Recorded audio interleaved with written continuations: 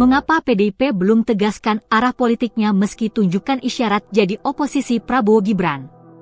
Dinamika yang terjadi dalam rapat kerja nasional, Rakernas, PDI Perjuangan pada akhir pekan dinilai menunjukkan isyarat kuat bahwa partai tersebut akan menjadi oposisi pemerintahan Prabowo Subianto Gibran Rakabuming Raka, menurut sejumlah pakar politik.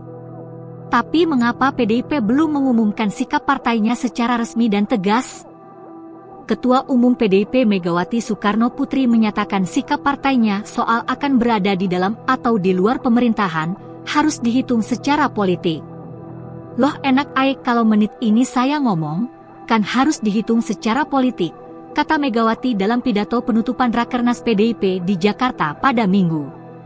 Sambil menyinggung soal banyak pihak yang menantikan sikap politik partainya. Gue mainin dulu dong, sambung Megawati.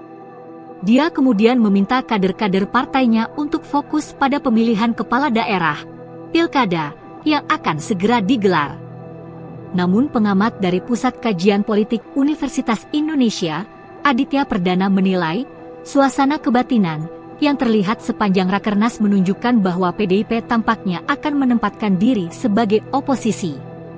Tampaknya PDIP tidak akan masuk ke pemerintahan karena ada banyak kekecewaan kadernya terkait pelaksanaan pemilu 2024, kata pengamat dari Pusat Kajian Politik Universitas Indonesia, Aditya Perdana kepada BBC News Indonesia.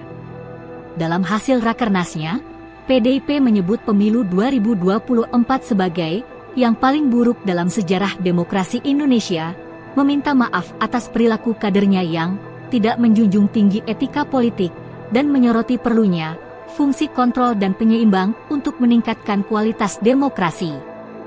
Pengamat politik dari Badan Riset dan Inovasi Nasional, BRIN, Firman Nur juga memprediksi bahwa kecenderungan PDIP untuk menjadi oposisi relatif kuat.